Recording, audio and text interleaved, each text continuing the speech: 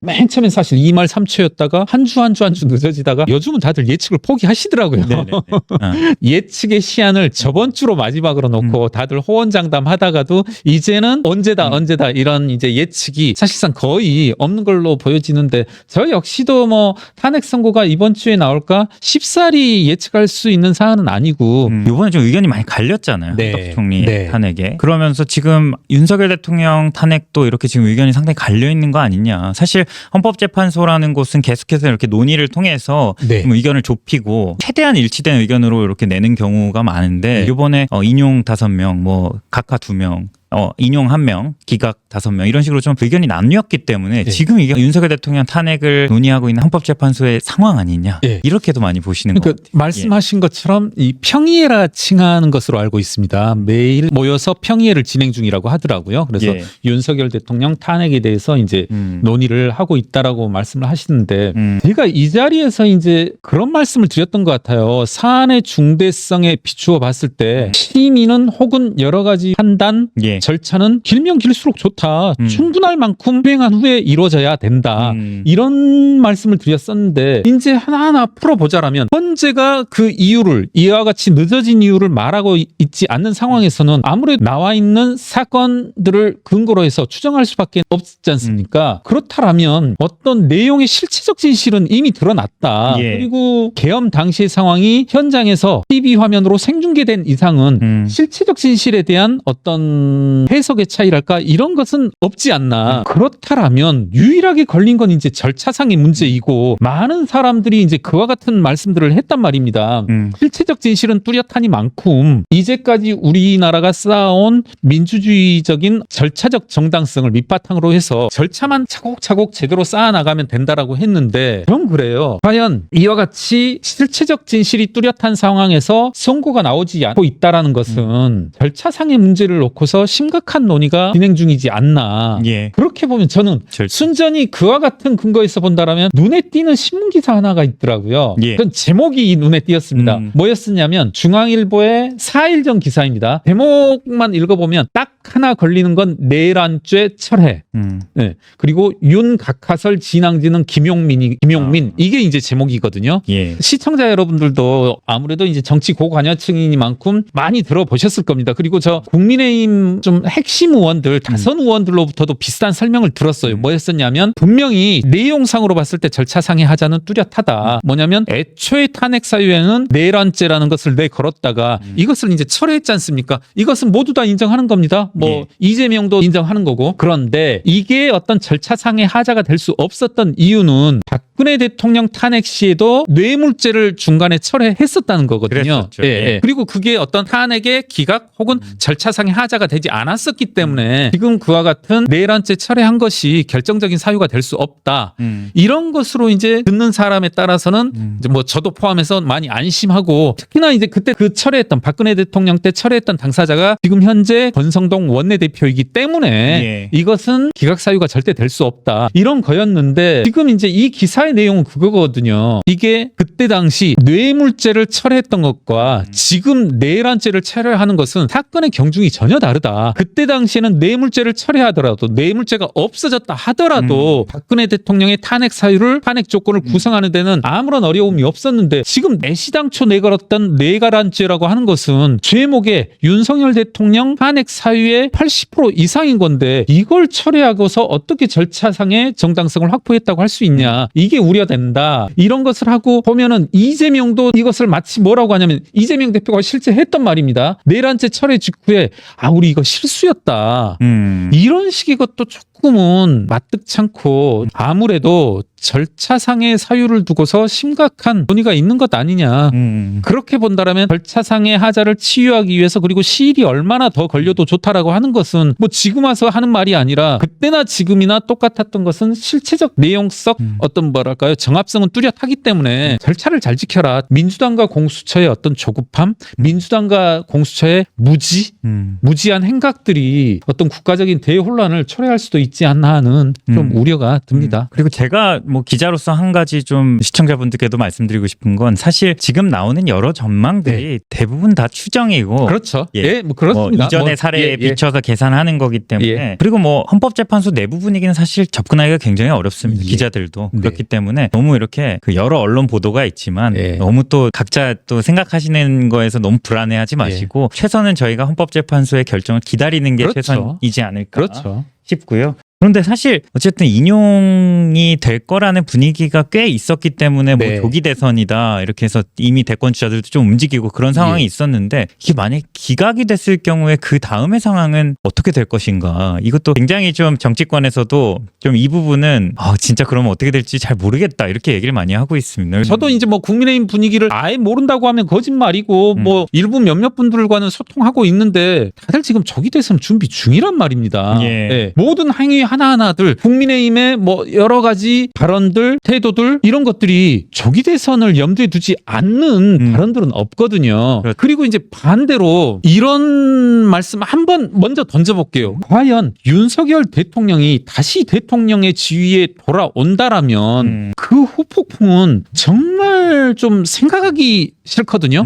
그런 것 때문에 저 역시 이 자리에서 공수처라든가 민주당은 제발 좀 나대지 좀 말고 대사를 그르치지 말아라. 이런 말씀을 했었던 거고 좀 그래서 저는 만약에 탄핵이 기각된다라면 그에 대해서는 좀 상상하기 싫은 것이고 그렇습니다. 짧게 제 생각은. 국민의힘도 지금 어쨌든 여권 주자들이 뭐 잠룡이라고 하는 분들이 여러모로 활동을 하고 계셨는데 윤심 있잖아요. 윤심이 뭐 많은 분들이 좀 그 예상하시기로는 여권의 좀 선두로 나타나고 있는 김문수 장관이다 이렇게 추정이 많이 됐었는데 최근에는 좀 윤심이 좀 다른 사람에게 있다. 윤석열 대통령의 의중이 그런 얘기도 있더라고요. 혹시 들어보셨어요? 들어봤습니다. 넓게 말씀드릴게요. 원희룡 전 장관이 움직인다는 얘기도 들어봤습니다.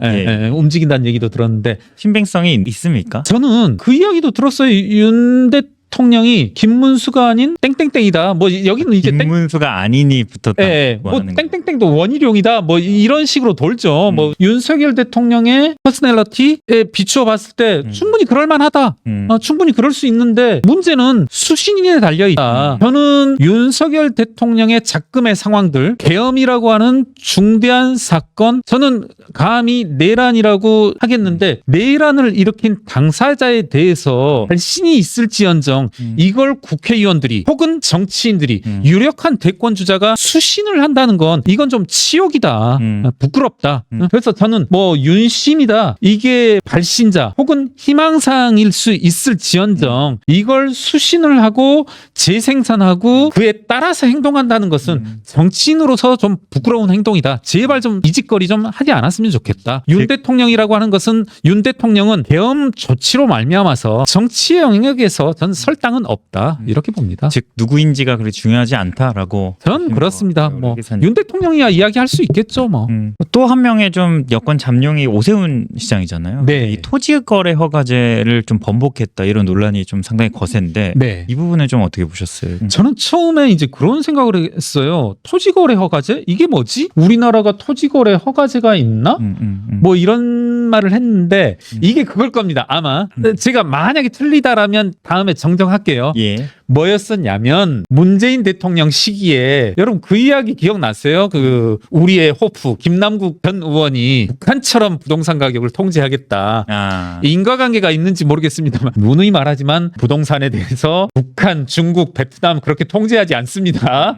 김남국 의원이기 때문에 그와 같은 발언이 가능했었고 발상은 그거예요. 아예 부동산 거래를 아파트 거래를 못하게 해버렸던 거죠. 사실상 뭐였었냐면요. 여러분 문재인 대통령 때 하도 아파트 값을 고공행진을 하니까 못 막으니까 급기야 어떻게 했던 거냐면 단의 조치를 했어요. 뭐였었냐면 어떻게 돈을 가져올 건지 써와. 자금 조달. 자금 조달. 그런데 그걸 또 검증까지 했었어요. 그래서 사실상 불가능했었거든요. 아파트 거래가. 그러니까 제가 실제로 겪었던 겁니다. 예를 들어 뭐 강남에 뭐 예를 20억짜리 아파트를 산다. 그럼 너 어떻게 20억을 조달할래? 해가지고 다 일일이 썼고 그걸 또 검증을 했어요. 그렇게 되다 보면 사람들이 위축되죠. 이게 뭔지 하고 보니까 이거로 알고 있습니다. 저는. 그러니까 이게 말 그대로 토지거래 허가제라는 명칭을 붙였어요. 있었는지 제가 그 기억이 뚜렷하지 않아서 단언적으로 말씀드리지 못하는데 그렇게 본다라면 저는 본원적으로는 근본적으로는 이건 철폐하는 게 맞다. 이건 저는 반자본주의적 반헌법적이라고 보거든요. 이렇게 했던 것은 다만 이상의 필요에 따라서 그걸 뭐 위헌에 대한 위헌 판단을 구하거나 그런 건 없었다라고 볼지언정 이게 맞진 않다라고 보거든요. 그래서 제가 조금 더 연장해 보면 이에 대해서 이제 나오고 있는 세평들이 오세훈 시장에 대해서 별로 좋은 평이 못 나오고 있더라고요. 예, 이 세간의 평들이 오세훈은 왜 맞다고 생각하면 밀어젖혀야 되는데 이게 지금 정확히는 국힘 내부의 사람들로부터 문자 메시지가 몇 개 오더라고요. 지금 제가 확인된 말은 아닌데 서울시 정무부 시장들 주요 요직들이 사표를 냈다라고 수석들 수석급은 사표를 냈다. 제가 알기로 이 관련으로 알고 있는데 맞습니다. 네. 예. 아 그렇습니까? 예, 뭐 인생 특보 뭐 이런. 그러니까 제가 알기로는 또 나오는 이제 배경 중에 하나가 이 사건 관련이고 이 사건에 대해서 그만큼 오세훈 시장이 본인이 그와 같이 물러서 버리면 이것을 진언했던 사람들 그래 설 자리는 없어지는 거 아닌가. 그리고 이와 같은 정책에 대해서 지켜주지 못했을 경우에 과연 설 자리는 어디인가.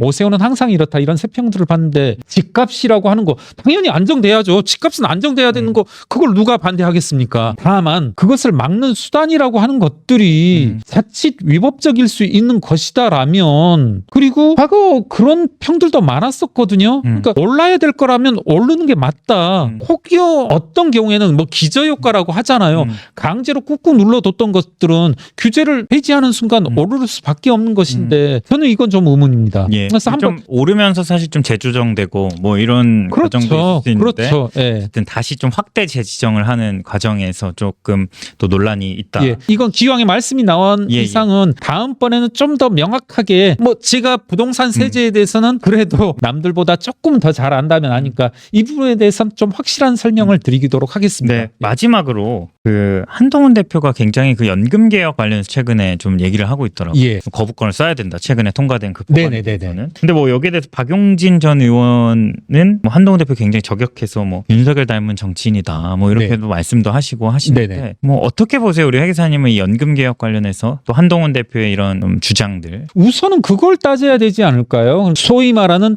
더 내고 더 받는 개혁의 어떤 논리적 정당성을 따져봐야 된다라고 생각을 해요. 예. 제가 역시 앞서 오세훈 시장의 토지거래 허가제에 대해서도 딱 맺고 끊는 설명을 못 드렸습니다만은 이 부분도 이렇게 설명하면서 한번 말씀을 마무리하고 다음번으로 넘기고 싶은데 뭐냐면요. 저 역시도 이런 배경 설명 듣는 이에 따라서는 쓸데없는 설명을 드리자면 연금 개혁에 대해서 정말 많은 논란이 오랫동안 있어왔고 저 역시도 이제 참여연대 집행위원장 시절에 뭐 국회 토론에 패널로 나와달라 어쩌라 하는 요청도 많이 받고 했었는데 그때 마다마다 공부해보고서 느낀 것은 난 전문가 아니니까 빠지겠다. 이건 쉽게 발을 디디지 못하겠다라고 했던 이유 중에 하나가 이건 좌우 진보 보수의 논쟁이 아니라 정말 양다기하고 연금에 대해서는 연금 개혁에 대해서는 진보 내부에 대해서도 이쪽 저쪽 갈팡질팡 보수 쪽은 좀 더 덜한데 하는데요. 저는 이 부분은 언급하고 싶어요. 저 역시도 좀 입장을 가지려고 많이 노력하는 과정에서 과거에도 제가 썼던 게 더 내고 더 받는 것은 이건 약간의 야바이다. 이런 말씀을 했던 적이 있거든요. 참고로 뭐냐면 더 내고 더 받는다라고 하는 것은 민주당 측이 내놓은 거예요. 이건 맞거든요, 여러분. 현행 체제로 연금이 계속 되어진다라면 미래 뭐 고갈 시점. 고갈 시점이 뭐 2030년인가요? 이때 정해진 건 분명합니다. 그건 맞습니다. 그리고 심지어는 이와 같은 더 내고 더 받는 이번에 개혁이 있다 하더라도 그 고갈 시기를 더 약간 정말 엄마의 오줌 누기식으로 연장했을 뿐이지 절대 근본적인 해결책은 아니다라는 거. 그렇기 때문에 많은 이제 연금 개혁론자들은 뭐였었냐면 더 내고 덜 받게 하자. 이거였었거든요. 제가 알기로 다수는 그렇거든요. 그런데 민주당이 그걸 이제 비튼 거죠. 더 내고 더 받게 하겠다. 근데 저는 그때 무슨 말씀을 이제 몇 군데 했냐면 이건 정말 야바이다. 개혁을 하려면 더 내고 덜 받게 해야지 더 내고 더 받게 하는 것은 국민들을 현혹하는 것이고 속임수일 뿐이다라는 입장을 얘기했던 적이 있어요. 과거에. 예. 지금 제가 이 사안은 면밀히 보진 못했습니다. 다만 저는 고갈 시기를 조금이라도 연장시킨 거에 대해서 그리고 과거 20년 가까이 이 연금 개혁에 대한 논의 요구들 그리고 해야 된다라는 되겠다라는 당위성이 거론되어져 왔음에도 불구하고 단 한 발짝도 진전을 못했었는데 지금 더 내고 더 받는다라고 하는 상당히 기만적인 요소가 있음에도 불구하고 약간의 말미를 줬다는 것에서 저는 이제 긍정적으로 평가해보고 싶은데 예. 긍정적인 점이 일부 있을 수 있을지언정 그 내용을 따져봐서 정말 전 한동훈 대표뿐만 아니라 여러 사람들이 지금 문제 제기하고 있잖아요. 차 세대가 젊은 세대가 부담들을 상당히 껴안고 있는 이 문제는 조금 문제가 있다. 정말 마지막으로 네. 이준석 대표가 그 연금 계약 저지하자라고 해서 안철수, 유승민, 한동훈 연대하자 이런 좀 제안을 했는데 뭐 일각에서는 이게 나중에 대권 연대로 이루어지는 거 아니냐 이렇게도 보더라고요. 저는 여권 내 탄핵 찬성 세력이고 저는 보수 감히 진영이라고 할 수 있어요. 보수 진영 내 합리적인 세력이라고 보거든요. 전 그렇게 본다면 이런 움직임 괜찮다. 뭐 여러 사람들이 또 얘기하던데 전 좀 괜찮다. 긍정적으로 보시죠. 예. 그 한덕수 총리 이 탄핵 기각에 대해서 좀 평가를. 제 말씀의 요지는 이미 예견된 결과였다. 예견된 결과. 예, 탄핵 결정에 있어서 기각될 거라고 예측했었고 뭐 저뿐만 아니라 많은 분들이 예측했었던 것 같아요. 예. 다만 좀 재밌었던 것은 민주당을 비롯한 특히 이재명 대표의 뭐 그와 같은 표현들 우리 국민들은 모두 다 법률이나 헌법을 위반했을 때 그에 상응하는 처벌을 받는다. 예. 이런 표현을 썼는데 우선 국민들의 맨 첫 번째 반응은 네가 할 말은 아니다. 예. 뭐 당연하죠. 지금 이재명 대표 같은 경우에 몇 가지가 걸려 있습니까? 그리고 과거 전가 사례를 논외로 한다 하더라도 그런 분이 그와 같은 표현을 하는 것은 좀 무리수이고 또 하나는 저도 쭉 읽어봤습니다. 결정문은 다 읽어봤는데 헌법재판관들이 이러해서 일부 사안에 대해서 이것은 헌법에 위반된 것 같다. 그런데 한 분 정계선 재판관을 제외하고서는 이게 그렇다고 탄핵 사유는 되지 않는다. 우리 이제 흔히 이야기하듯이 법률에 있어서 이제 비례성의 원칙을 이야기하지 않습니까? 위반과 그에 상응하는 처벌. 예를 들어서 횡단보도 뭐 신호 위반을 했다라고 해서 그분 감옥에 넣지는 않잖아요. 예. 예. 여하튼 이재명 대표의 발언은 여러모로 봐도 조금은 생뚱맞다. 이런 말씀 드리고 싶네요. 그 말씀 좀 주셨는데 일단은 뭐 기각 의견 중에서는 이제 헌법 위반의 소지는 있다. 헌법재판관 임명을 좀 보류했던 건에 대해서 그때 3명이었죠. 이후 최상목 등이 임명하긴 했습니다만 각하 의견을 낸 2명의 재판관은 또 의결 정족수 문제를 좀 꺼내긴 했더라고요. 그렇더라고요. 제가 알기로 논란이 많이 있었던 것으로 아는데 150명이냐 200명이냐. 그렇죠. 짧게 이제 우리 시청자분들께 소개하자면 대통령 권한대행이었던 한덕수 총리에 대해서 이를 탄핵하기 위해선 대통령의 의결 정족수냐 탄핵 의결 정족수인 3분의 2냐 아니면 일반 국무위원의 탄핵 의결 정족수인 과반이냐 150명이냐 이건데 이제 두 분께서는 이건 대통령에 준하는 지위를 차지한다. 그리고 만약에 150명으로 대통령 권한대행에 대해서 장관으로서의 현직 지위를 가지고 150명으로 하다 보면 이건 국정의 어떤 안정성이 심각하게 훼손될 수 있다. 만약에 대행, 대대행, 대대대행 뭐 계속 연이은 탄핵이 줄지어져 가능하다라면 지금 과반을 넘는 민주당 의석수에 의해서 물론 그 표현은 안 썼습니다만은 과연 국정 운영의 안정성을 어떻게 담지할 것이냐 뭐 이와 같은 여러 가지 반론들도 냈더라고요. 민주당 측 뭐 정확히는 국회 측 청구인의 요지입니다. 한덕수는 이와 같은 이유로 탄핵되어야 한다. 제가 한번 그대로 한번 읽어보겠습니다. 대통령의 비상계엄 선포는 그 실체적 절차적 요건을 위반하였을 뿐만 아니라 국헌문란의 목적을 가지고 국회의 권능 행사를 불가능하게 하고자 하는 내란 행위이다. 이와 같이 계엄 선포 요건이 전혀 갖추어지지 않았음에도 불구하고 아는 상황임에도 피청구인은 즉 한덕수는 대통령에게 계엄을 건의하고 절차적 정당성을 부여하기 위하여 권한 없이 국무회의를 소집하였으므로 한덕수는 내란 행위를 지휘하거나 중요 임무를 수행한 자에 해당한다. 여러분 그냥 되물어볼게요. 제가 시청자 여러분께 한덕수가 윤석열 대통령에게 계엄을 건의했나요? 탄핵 청구 이후로 그런 사실이 뭐 일각이라도 혹은 누구의 주장에 의해서라도 나온 적이 있는지 그리고 절차적 정당성을 부여하기 위해 권한 없이 국무회의를 소집하였다. 결정문을 보면서 무슨 생각을 했냐면 만약에 한덕수가 탄핵이 돼야 된다라면 이 구절 하나뿐이다.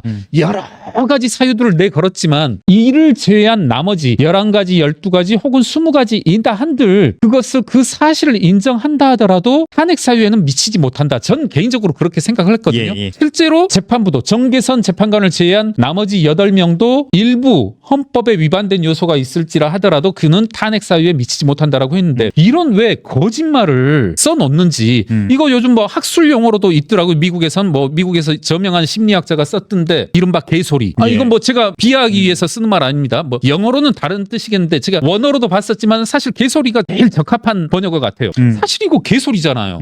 한덕수는 대통령에게 계엄을 건의하고 절차적 정당성을 부여하기 위해 권한 없이 국무회의를 소집하였다.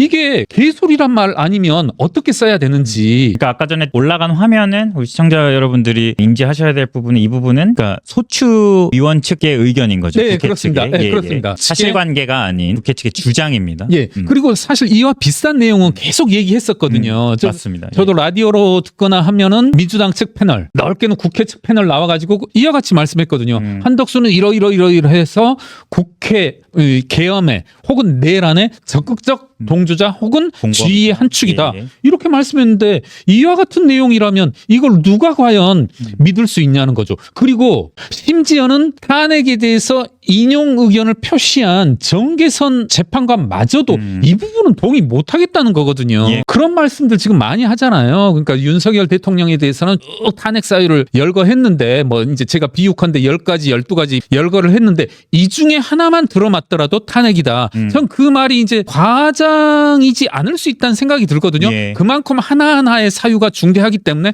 그런데 한덕수 총리, 한덕수 권한대행에 대한 탄핵 사유로 열거되어진 것은 이 하나를 제외하고는 나머지 다 미미하다. 조금 보면 이제 헌법재판관들의 판단 내용들도 나오는데 뭐 한동훈 당시 대표와의 공동 기자회견 이런 것도 안 된다. 말도 안 된다. 이게 탄핵 사유일 수 없다. 뭐 사실 쭉 나머지 것들은 보면은 사실관계도 부정하고 혹은 사실이다 하더라도 이건 통상적인 행위이고 그리고 통상적인 행위를 벗어나서 법률을 위반했다 하더라도 탄핵의 사유에는 미치지 못한다라는 이런 내용들을 이제 쭉 구구절절히 써놨는데 유일하게 하나 만약에 사실이라면 탄핵 사유에 해당할 수 있는 내용이라는 게 이와 같이 황당한 내용이라면 황당한 개소리라면 한덕수 총리에 대한 1년의 탄핵에서부터 오늘 판결에 이르는 전 과정이라고 하는 것은 국회가 형이화되고 혹은 하나의 사건으로 본다라면 희화된 사건이다. 좀 민주당은 반성할 줄 알아야 된다. 이런 말씀을 드리고 싶습니다. 민주당이 이렇게 탄핵을 추진할 때마다 약간 그런 얘기도 있습니다. 하나만 걸려라. 네.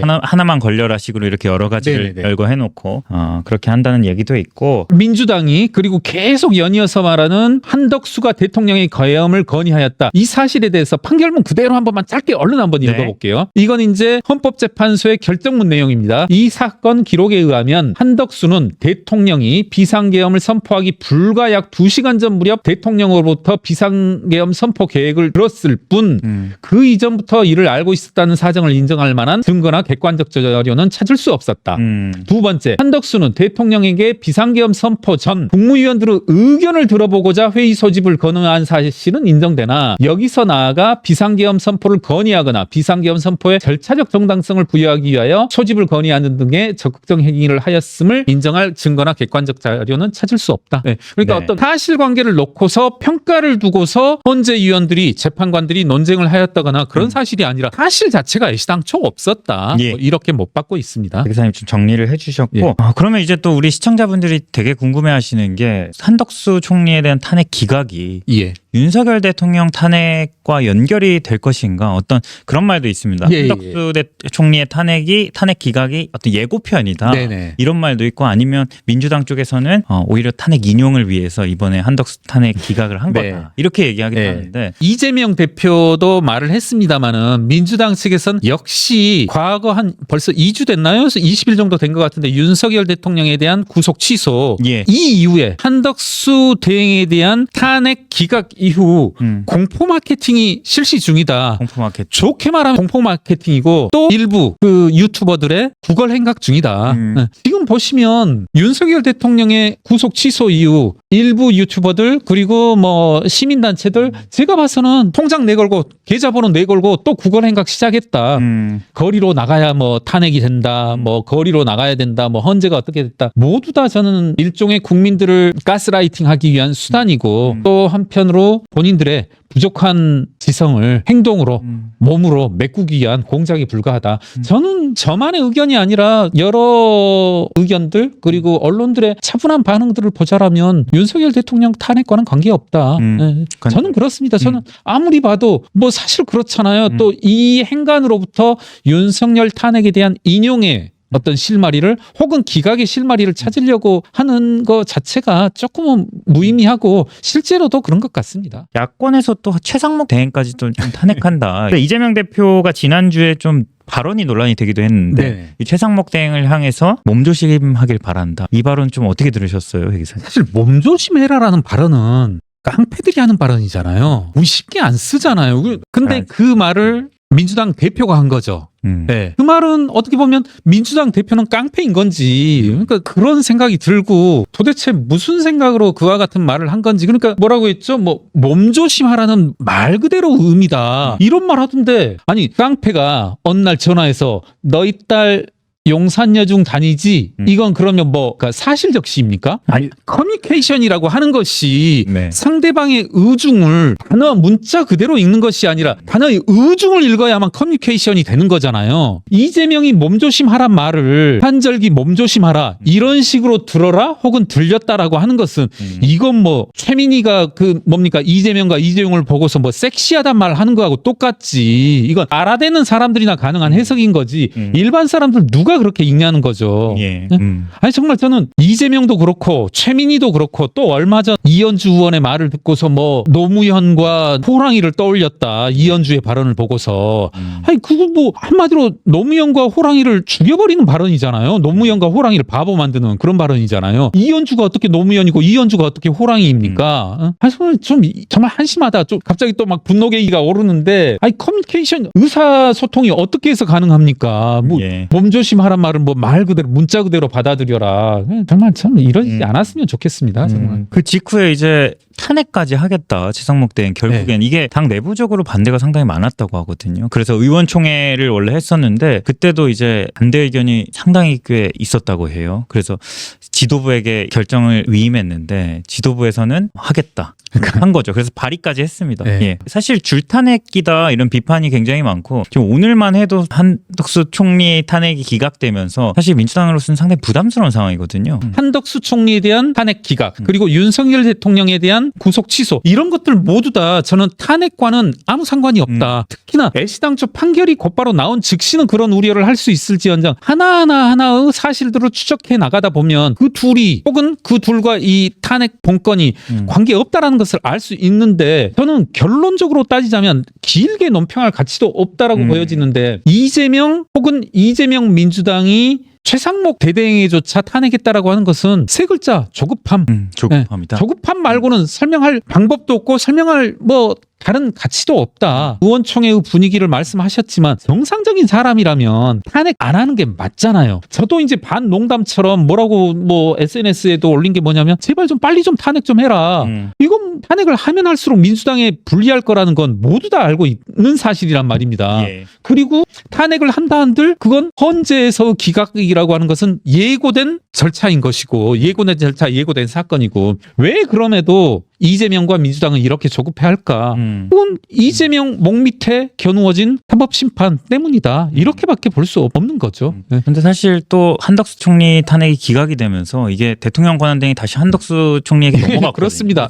사실 최상목 대행에 대한 탄핵 사유 대부분이 대통령 권한대행 역할에서 했던 어떤 지점에 대한 지적들이기 때문에 또 민주당이 어떻게 앞으로 할지는 조금 미지수입니다. 그래서 좀 스텝이 꼬였다 이런 전망도 있고요. 물론 민주당에서는 그럼에도 뭐 한다 이런 또 입장인 것 같기도 하고요. 조급함이라고 말씀 주셨는데 결국엔 그거는 이재명 대표의 사법 리스크 그렇습니다.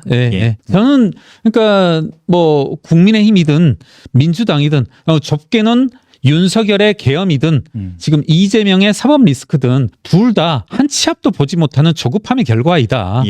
제가 이 자리에서 말씀드렸는지 모르겠는데 사실 윤석열의 대통령의 계엄이라는 것도 얼마나 황당무계하고 국민들이 봤을 때는 지금 국민의힘이 걱정하는 것 중에 하나가 그거라고 하잖아요. 예고된 대통령 선거 이전에 이재명에 대한 사법부의 판단이 나오지 않으면 어떡하냐. 아니 그걸 걱정하는 사람들이 계엄을 하냐고요. 바보 같은 행위이고 윤석열의 계엄도 바보 같은 행동일 뿐더러 이재명의 이와 같은 한 명 한 명에 대한 연달아 이어지고 있는 탄핵 조치 이거 역시 바보 같은 행동이다. 두 바보들의 행진이다. 아까 보니까 회계사님 페이스북에 포스팅을 하나 하셨던데 국민이 국회의원을 때리면 가중처벌한다 뭐 이 법안을 좀 준비 중이다 라는 기사가 나왔습니다. 민주당에서. 황당하더라고요. 그러니까 저 두 가지 입법, 민주당이 두 가지 입법안을 이제 내놨습니다. 하나는 국민이 국회의원 때리면 가중처벌하겠다. 예. 또 하나는 유아인 마약, 김세론 극단 선택의 연예인 인문학 교육법 발의 이런 게 있던데 전 둘 다 이분들 정말 좀 황당하다. 이게 본인들은 뭔가 특별하다는 생각을 가지고 있는 것 같아요. 앞서 제가 말씀드렸다시피 이분들은 국민 속의 정당이 아닌 거죠. 국민이 국회의원 때리면, 그러니까 국회의원을 제외한 다른 사람들이 국회의원인 본인들을 때리면 노비가 양반을 때리면 상민이 양반을 때리면 가중처벌하겠다. 대단히 저는 봉건적인 사고라고 생각하거든요. 아니 국민이 국회의원 때리면 지금 다 법률로 다 돼 있잖아요. 그걸 처벌하면 되잖아요. 예. 그런데 더블로 해야 되겠다는 말이잖아요. 아니 그리고 연예인을 인문학 교육을 시키겠다. 이거 전 읽으니까 화가 나던데 한마디로 연예인이 약간 부족한 사람들이다. 연예인은 따로 교육을 받아야만 되는 인문학 교육법에 따라서 인문학을 강제로 교육받지 않으면 사회에 적응하지 못하는 부적응자이다. 이런 인지가 깔려 있는 것 아니냐. 인문학 강의 지원법을 발의해야 된다라면 맨 먼저 해야 될 사람들은 국회의원들 아니겠습니까? 저는 그런 생각을 평소에 갖지 않은데 예. 이 사람들이 이와 같은 인문학 강의 지원법을 발의해야 된다라면 그 첫 번째 대상은 민주당이 해야 된다. 국회의원이 해야 된다. 제가 지금 이 순간 말하면서 걱정이 되는 건 뭐냐면 얘네들은 국회의원 대상 인문학 강의 지원법을 또 발의하는 순간 인문학 강사들을 다 또 자기들과 친한 사람으로 두고 강사료를 또 나라로 두고 과다 책정하고 그다음에 있지도 않은 강의들을 있게 하지 않을까 하는 우려가 드는데 예. 저는 제 우려가 좀 현실적이라는 생각도 들고 오늘 좀 논란이 좀 민주당은 일 좀 안 했으면 좋겠다. 일 안 해도 전 그래요. 일 안 해도 세비 줄 테니까 좀 제발 일 좀 하지 말아라. 이런 법 좀 만들지 않았으면 좋겠다. 여러분 그거 아세요? 기왕 말 나온 김에 요즘 국회의원 활동들을 입법 안수로 많이 평가해요. 예. 뭐 김경률 의원, 무슨 의원 해가지고 1년 동안 28건 발의, 26건 발의, 24건 발의 뭐 이런 게 있는데 실제 그런 분 계셨습니다. 뭐 팀표를 있고 없고 해가지고 20몇 개. 뭐 이렇게 하신 분들 실제 계셨습니다. 예. 막 100몇 건. 기도 하고. 네, 뭐 이런 것도 있고 제가 속한 직역이니까 공인회계사 세무사를 공인회계사로 바꾸고 그걸 뭐 20몇 건 뭐 이렇게 하신 분들 많아요. 그런 거 보면 저는 일 좀 안 했으면 좋겠다. 네. 일 좀 안 했으면 좋겠고 아까로 돌아가서 뭐 몸조심해라 이런 말들처럼 조금은 국민들과 소통이 되면 좋겠다. 예.